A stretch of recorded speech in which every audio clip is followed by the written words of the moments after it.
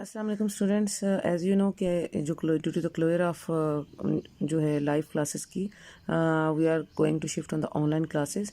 और उसके लिए मैंने जो ये मोड चूज़ किया है ताकि आप आराम से इस वीडियो को जो है वो फॉलो करेंगे और बार बार जहाँ जहाँ अगर आपको कोई परेशानी होगी तो you can watch it again and again for your convenience.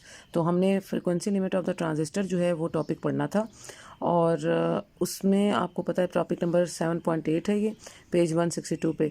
तो frequency limit of the transistor में कॉमन एमिटर करंट गेन जो है वो हम हाई फ्रीक्वेंसी रिस्पांस के ऊपर frequency limit of the transistor जो है वो कैलकुलेट करते हैं। और जब हाई फ्रीक्वेंसी रिस्पांस पे करते हैं तो मिलर इफेक्ट भी आपने हाई फ्रीक्वेंसी रिस्पांस पे पढ़ा था और ये उसकी सर्किट डायग्राम है जिसमें हम देख रहे हैं जो हमने जो GMVB लगाते हैं और इसको अब शॉर्ट सर्किट कर देना। बाकी सारा तो ये वही कॉमन एमिटर एम्पलीफायर हम यूज़ कर रहे हैं और एमीटर को कॉमन करके ग्राउंड कर देंगे। और इनपुट की साइड पे हमारे पास स्मॉल इनपुट रेजिस्टेंस है HIE और दो जो कैपेसिटर्स हैं, एक पैरेलल में लगा हुआ है CBE और एक आपके साथ सीरीज़ में लगा हुआ है CBC। ठीक है, ये बिल्कुल उसी तरह हैं दोनों जो आपने मिलर इफेक्ट में देखे हैं, जिनका कंबाइंड इफेक्ट जब हम पढ़ते थे तो हमारे पास जो है वो टोटल जो इनपुट इंटरनल कैपेसिटेंस आ जाती थी CIE। ये इन दोनों का जो कंबाइंड इफेक्ट है CBE और CBC का, वो आपको टोटल जो है वो इनपुट और इंटरनल कैपेसिटेंस जो है वो देता है। मिलर इफेक्ट में आपने इसको स्टडी किया। IB जो है वो इनपुट करंट है जो फ्लो कर रही है और इस तरफ से, और IC जो है वो बिल्कुल अपोजिट साइड से आती है और वो अपोजिट डायरेक्शन में होती है टू कि वो आउटपुट करंट होती है और अपोजिट डायरेक्शन में होती है टू द इनपुट करंट। ठीक है, और उसके बाद ये CBC के बाद हमने ये GMVB जो है ट्रांस कंडक्टेंस की जो टर्म है उसको हमने पैरेलल में लगाते हैं। और एंड पे बस जो फ़र्क हमने करना है, जब हमने फ्रीक्वेंसी लिमिट कैलकुलेट करनी है किसी भी ट्रांजिस्टर की, तो हमने एंड पे इसको शॉर्ट सर्किट करके देखना है। शॉर्ट सर्किट का मतलब होता है कि हम रेजिस्टेंस को जो है हम कहते हैं कि ज़ीरो हो जाती है ना, मैक्सिमम करंट के ऊपर शॉर्ट सर्किट होता है। जैसे आपके घरों में भी जब कभी खुदा ना खास्ता शॉर्ट सर्किट हो जाए तो करंट मैक्सिमम जब फ्लो करती है तो उस वक्त रेजिस्टेंस जीरो को अप्रोच कर जाती है। तो हमने इसकी मैक्सिमम जो करंट है उसको फ्लो करा के शॉर्ट सर्किट के ऊपर हमने इसकी फ्रीक्वेंसी लिमिट कैलकुलेट करनी है ट्रांजिस्टर की। उसके लिए HFEO जो है वो current gain at the load और मिड फ्रीक्वेंसीज है, हमने इसकी करंट गेन निकालनी है HFE जो है वो बेसिकली कॉमन एमीटर के लिए पहले हम कर रहे हैं इसको।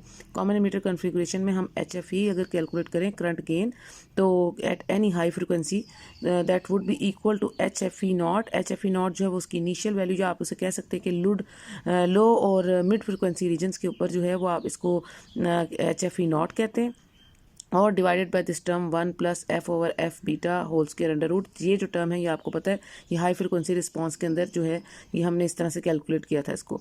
ठीक है, तो ये हाई फ्रिक्वेंसी जो है लास्ट लेक्चर में मैंने आपको बताया था ये टर्म तब आई थी। तो HFE जो है वो हाई फ्रिक्वेंसी के ऊपर आप कैलकुलेट करते हैं और इसका कंपेरिजन कराते हैं लो या मिड फ्रिक्वेंसी रीजन की करंट गेन से, और उसको डिवाइड कर देते हैं ये जो रेशो आपने कैलकुलेट की थी लास्ट टाइम उसके साथ।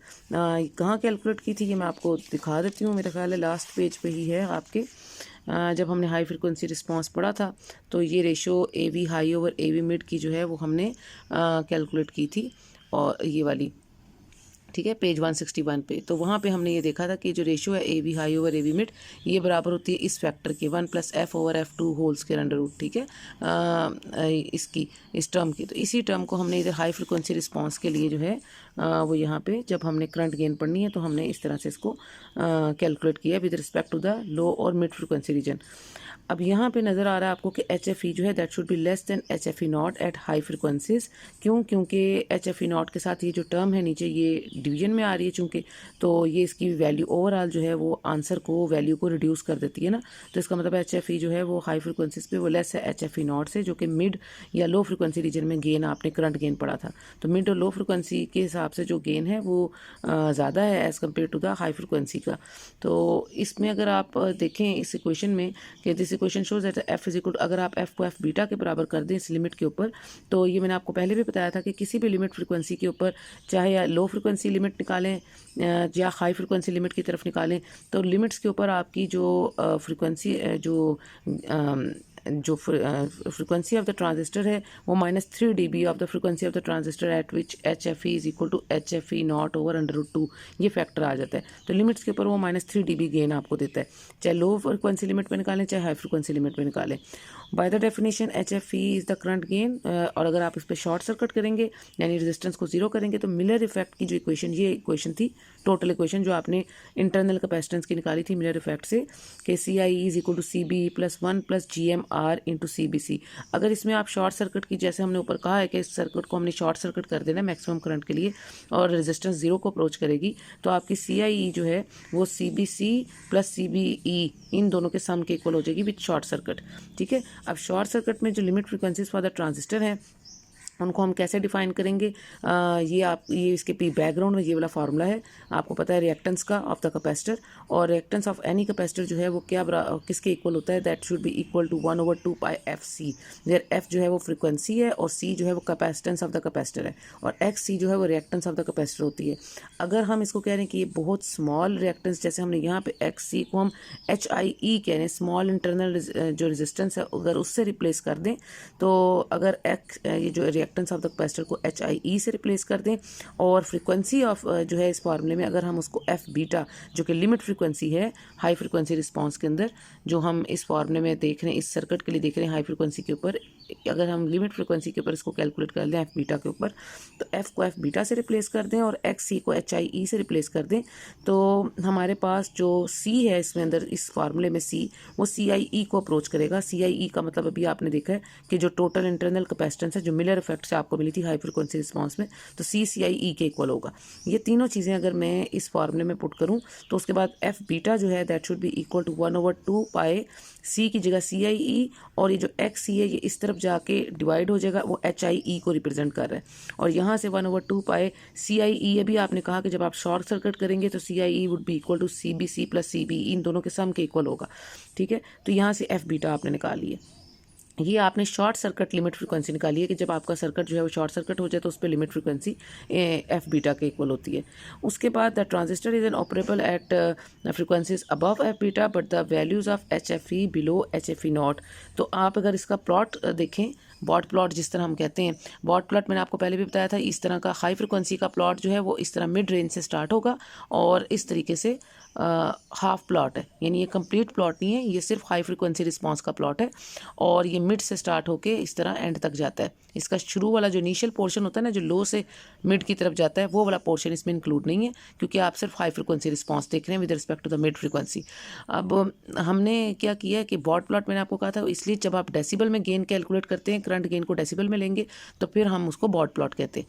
तो यहाँ से हमने इसकी मिड से लेके ये हाई की तरफ जा रहा है। अब इन्होंने जो इस एक ही सिंगल प्लॉट में ना दो कंपैरिजन किए, आपने ये जो सर्किट डायग्राम बनाई है ये कॉमन एमीटर एम्पलीफायर की है।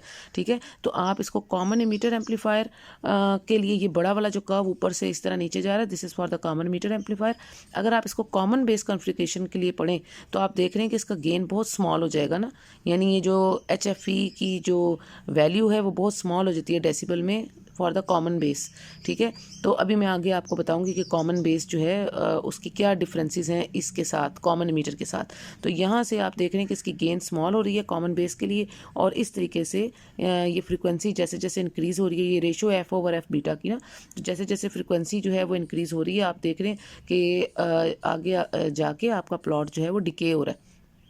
ठीक है, तो कॉमन एमीटर के लिए भी वो डिके हो रहा है, लेकिन वो उसका गेन काफ़ी बड़ा है, और ऊपर से जाके जब वो नीचे डिके होता है तो पहले एट द लिमिट जो है आपको पता है वो तो -3 dB होता है ना, जब F बीटा के बराबर होता है, और उसके बाद वो -20 dB, -40 dB, -60 dB इस तरह गेन जो है वो रिड्यूस होता है, और उसके बाद वो FT के बाद आके वो बिल्कुल ज़ीरो को अप्रोच कर जाता है, मतलब X एक्सिस के ऊपर आ जाता है। FT क्या चीज़ है, FT जो है बेसिकली वो लिमिट फ्रिक्वेंसी है ट्रांजिस्टर की।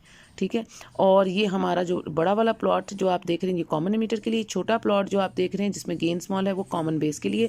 उसमें इसकी अगर आप फ्रीक्वेंसी को रिप्रेजेंट करते हैं, लिमिट फ्रीक्वेंसी को F बीटा से फॉर द कॉमन एमीटर, तो जो कॉमन बेस की जो लिमिट फ्रीक्वेंसी है उसको आप F अल्फा से रिप्रेजेंट किया हुआ है, और F बीटा हो या F अल्फा हो, दोनों को आप with respect to the limit frequency of the transistor यानी FT के साथ कंपेयर करते हैं।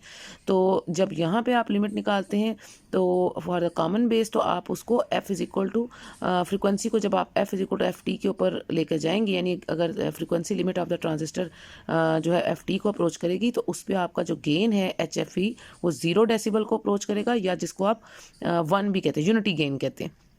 ठीक है, आपको पता है 0 डेसिबल जो है मैक्सिमम गेन होता है, तो वो 0 डेसिबल कह लें या आप उसको यूनिटी गेन कह लें। तो दोनों के अंदर आपने देख लिया, कॉमन बेस के अंदर उसका कर्व देख लिया, और कॉमन एमीटर का जो बड़ा वाला कर्व है इस तरह से डिके ऊपर से नीचे की तरफ डिके कर रहा है। तो दोनों कर्व्स में आपका हाँ बस एक फ़र्क है दोनों में कि यहाँ पे जो कॉमन एमीटर उसमें वो जल्दी डिके कर रहा है, जबकि जो कॉमन बेस है उसमें मिड रेंज काफ़ी बड़ी है और उसके बाद जाके वो डिके कर रहा है, ठीक है, हाई फ्रिक्वेंसी की तरफ। तो ये दोनों का फ़र्क है। इट मीन्स कि जो इसका गेन है कॉमन बेस का जो फ्रिक्वेंसी है एफ अल्फ़ा, आपको नज़र आ रही है कि ये काफ़ी देर बाद जाके चुके डिके कर रही है, तो एफ अल्फ़ा जो है वो ग्रेटर है H F E F beta से। ये भी आप आगे देखेंगे कि एफ अल्फ़ा जो है आपकी जो frequency of the for the common base है वो बड़ी है as compare to the frequency of the common meter F beta के मुकाबले में। और इसी तरह वो लिमिट फ्रिक्वेंसी जो एफ टी है उससे भी बड़ी है। तो एफ अल्फ़ा बेसिकली वो फ्रिक्वेंसी है जो रिप्रेजेंट कर रही है कॉमन बेस के लिए, और एफ बीटा रिप्रेजेंट करती है frequency for the limit frequency for the common emitter के लिए। ठीक है, तो कॉमन बेस की फ्रिक्वेंसी ग्रेटर है as compare to the common emitter. तो ये प्लॉट आपको ये दोनों का कंपैरिजन शो कर रहा है। ठीक है, दोनों से रिजल्ट्स ऑलमोस्ट सेम आते हैं, रिजल्ट्स में इतना कोई ख़ास फ़र्क नहीं है लिमिट फ्रिक्वेंसी का, लेकिन बस ये कह सकते हैं कि लिमिट फ्रिक्वेंसी जो है फॉर द कॉमन बेस वो ग्रेटर होती है as compare to the common metre.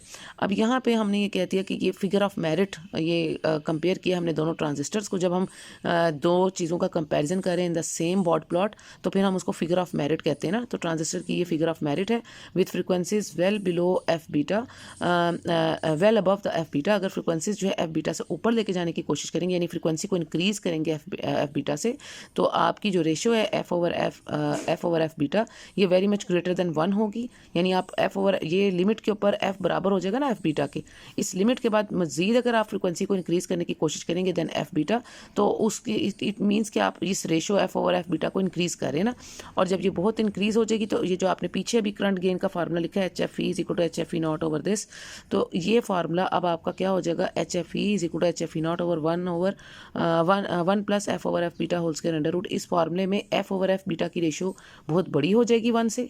इस सेम फार्मूला में जब ये ratio very much greater than 1 हो जाएगी तो आपको पता है आप 1 को इग्नोर कर सकते हैं, और जब 1 को इग्नोर करेंगे तो आपके पास एच एफ ई जो है वो H F E not over F over F beta इस रेशो को अप्रोच कर जाएगा। और यहाँ से आपको पता चल रहा है कि एच एफ ई जो है वो less than H F E not है। ठीक है ना, तो ये चीज़ आपको यहाँ से पता चला, क्योंकि जब भी कहीं पे डिनोमिनेटर में एक टर्म आ रही है तो इट मीन्स वो आपका आंसर रिड्यूस हो रहा है। तो एच एफ ई जो है वो लेस हो रही है as compare to H F E not. H F E not जो है बेसिकली वो मैंने आपको पहले भी बताया कि वो मिड और लो फ्रिक्वेंसी रेंज की, ज़्यादातर हम इसको मिड ही फ्रिक्वेंसी रेंज की गेन जो है वो कंसीडर करें। तो मिड के मुकाबले में एच एफ ई जो है वो करंट गेन हाई फ्रिक्वेंसी पे वो कम है। ठीक है, तो ये चीज़ हमने यहाँ पे देखी। उसके बाद अगर आप फ्रिक्वेंसी को मज़ीद इंक्रीज़ करेंगे, अगर फ्रिक्वेंसी बहुत ज़्यादा बड़ी है एफ बीटा से, तो एच एफ ई फॉल करेगी at the rate of -20 dB पर फ्रिक्वेंसी डिकेट का मतलब है, ये मैंने पहले भी बताया था कि जब 10 का डिक्रीज़ आप लेके आते हैं, जैसे आपने ये पर डिकेट आपने देखा था कि फ्रिक्वेंसी रेशियो पहले 10 थी, फिर 100, फिर 1000, तो पर डिकेट के हिसाब से आपका -20 dB से वो -40 dB हो जाता है, फिर -60 dB हो जाता है ना। तो पर डिकेट के हिसाब से आपकी जो है वो फ्रिक्वेंसी में फॉल आ रहा है -20 dB का।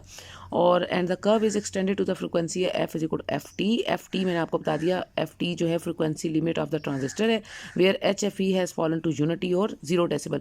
जब एफ एफ टी के बराबर हो जाएगा तो आपकी जो गेन है एच एफ ई हाई फ्रिक्वेंसी गेन वो क्या हो जाएगी, या तो उसको आप 0 डेसिबल यानी मैक्सिमम गेन हो जाएगी, या आप उसको यूनिटी गेन भी कहते हैं। और another frequency limit of the transistor जो है एफ टी पे, तो आपकी जो ये आपको then we have another frequency limit, तो आपको दूसरी frequency limit F is equal to F T के ऊपर या एच एफ ई जो है जो यूनिटी गेन के ऊपर वो क्या मिलेगी। पहले तो आपने इस लिमिट के ऊपर निकाला था ना एफ बीटा के ऊपर कि जब एफ बीटा के बराबर होती है। अब हम कहते हैं जब एफ टी के बराबर होगी यहाँ पे, तो एक और लिमिट आ गई आपके पास, 2 लिमिट्स आपके पास आ गई हैं हाई फ्रिक्वेंसी गेन के अंदर। एक लिमिट है F is equal to F beta के ऊपर, और एक दूसरी लिमिट है आपकी F is equal to F T के ऊपर।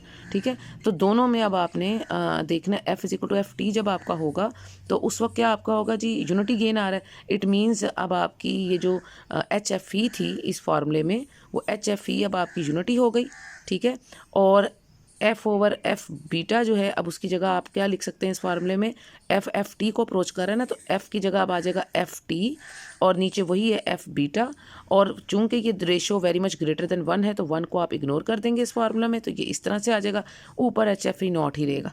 ठीक है, तो उसके बाद यहाँ से आप निकाल सकते हैं ये चीज़ कि F T is equal to F beta और एच एफ ई नॉट, ये जो है यहाँ से आप एफ टी और एच एफ ई नॉट की वैल्यू निकाल सकते हैं ना, कि आपकी जो गेन है आगे जाके जो आपकी मिड फ्रिक्वेंसी की जो आप गेन निकाल रहे हैं यहाँ पे, मिड और लो फ्रिक्वेंसी गेन, वो इस रेशो के बराबर है F T over F beta के।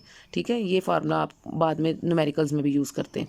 तो बहरहाल यहाँ पे अब हमने एफ बीटा की जो है वो वैल्यू पुट कर सकते हैं। एफ बीटा की वैल्यू आप कहाँ से पुट कर सकते हैं, जो आपने ऊपर अभी कैलकुलेट की है एफ बीटा की वैल्यू यहाँ पे, तो एफ बीटा आपने कैलकुलेट की हुई है 1/2/CB प्लस CBCHI, इसको आप इधर पुट करें और पुट करके यहाँ से आप एफ टी की जो है वो फाइनल वैल्यू जो है वो कैलकुलेट कर सकते हैं। देखिए H F E not over H I E, ये जो अब रेशो है H F E not over H I E, ये अब किसको रिप्रेजेंट करता है, जी एम ओ को। वैसे तो ये जी एम रिप्रेजेंट करता है, चूँकि इसके साथ ओ की टर्म एक एक्स्ट्रा आ रही है ना, तो आप जी एम को भी क्या कहेंगे, G M O. G M आपको पता है क्या चीज़ होती थी, ट्रांसकंडक्टेंस। तो ratio of the current gain to the जो आपकी इंटरनल रेजिस्टेंस है, ये आपके ऊपर करंट गेन है, नीचे इंटरनल रेजिस्टेंस एच आई ई है, इन दोनों की रेशो जो है वो आपको क्या देती है, वो आपको करंट गेन दे रही है यहाँ पे जीएमओ से, जिसको आप रिप्रेजेंट कर रहे हैं। नीचे वही बाकी की टर्म आपकी 2πCB प्लस CBC, ये जो है ये वही टर्म आ रही है। तो ये जो ऊपर वाली रेशो है इसको हमने जीएमओ कह दी है। अब अगर आप इसके गेन बैंडविड्थ प्रोडक्ट निकालें तो बैंडविड्थ तो आपको पता है final frequency minus initial frequency करके आता है, यानी F2 माइनस F1 करके बैंडविड्थ आप किसी भी बॉड प्लॉट की निकाल सकते हैं। तो प्रेजेंट केस में आपकी F1 तो है कोई नहीं, क्योंकि आपने लो फ्रीक्वेंसी रिस्पॉन्स तो कंसीडर ही नहीं किया हुआ ना, तो F1 होती थी लो फ्रीक्वेंसी रिस्पॉन्स। तो F1 चूँकि इस वक्त 0 है, तो जो हाई फ्रीक्वेंसी रिस्पॉन्स है F2, उसकी जो फ्रीक्वेंसी है वो इस वक्त रिप्रेजेंट कर रही है आपकी F बीटा को in the case of common ammeter, क्योंकि हमने ये कॉमन एमीटर के लिए सारा किया है। तो आपकी F2 F बीटा को रिप्रेजेंट कर रही है, तो बैंडविड्थ जो है वो आपकी F बीटा के इक्वल होगी। ठीक है, क्योंकि F1 0 है। और अगर आप इनका प्रोडक्ट निकालेंगे गेन का और बैंडविड्थ का, तो आप अपनी जो एच एफ ई नॉट है उसको मल्टीप्लाई कर दें, अपनी जो गेन आपने निकाली है एच एफ ई नॉट, उसको एफ बीटा से मल्टीप्लाई कर दें, तो जी आपका गेन बैंडविड्थ प्रोडक्ट आ जाएगा। तो एच एफ ई नॉट को जब एफ बीटा जो आपने ये कैलकुलेट की थी इसके साथ मल्टीप्लाई करेंगे, तो आपके पास ये वाली टर्म एक आ जाती है, जिसमें आपने H F E not over H I E, ये जो टर्म है ये रिप्रेजेंट करेगी किसको, जी एम ओ को ना।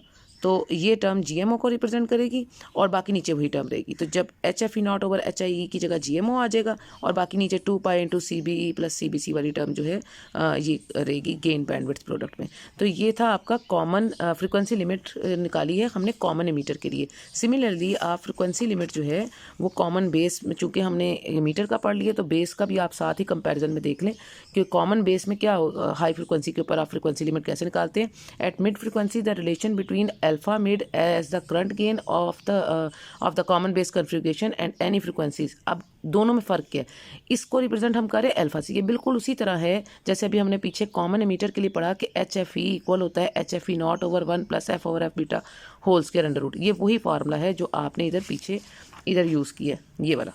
तो जो आपने क्वेश्चन नंबर 7.5 ना, तो यही फार्मूले को हम इन टर्म्स ऑफ बस अल्फ़ा करके लिखेंगे। एच एफ ई की जगह अल्फ़ा आ जाएगा और एच एफ ई नॉट की जगह जो है वो उन्होंने क्या कंसीडर किया हुआ है, अल्फ़ा मिड, क्योंकि वो मिड फ्रीक्वेंसी होता था ना, तो अल्फ़ा और अल्फ़ा मिड से रिप्लेस किया एच एफ ई और एच एफ ई नॉट को। बाकी नीचे वो अच्छा, और एफ बीटा की जगह क्या यूज़ करें आप एफ अल्फ़ा यूज़ करें, ये आपने अपने बॉड प्लॉट में भी देखा है। ठीक है ना, तो जब आप कॉमन बेस के लिए करेंगे तो एफ बीटा की जगह कॉमन बेस के लिए आप क्या यूज़ करते हैं, एफ अल्फ़ा यूज़ करते हैं। ठीक है, तो ये चीज़ हमने इधर इसको देखा, तो इसका स्क्वायर करके बाकी वही फार्मूला है सारा आपका। अब इसमें दो चीज़ें, और ये देखिए शॉर्ट सर्किट के लिए ही इसको इस्तेमाल किया हुआ है। सर्किट डायग्राम में जो चेंज आया है वो बस आप नोट कर लें कि पहले यहाँ पे सिर्फ होती थी एच आई ई, अब यहाँ पे एच आई बी है, क्योंकि ये कॉमन बेस है तो that would be called as H I B.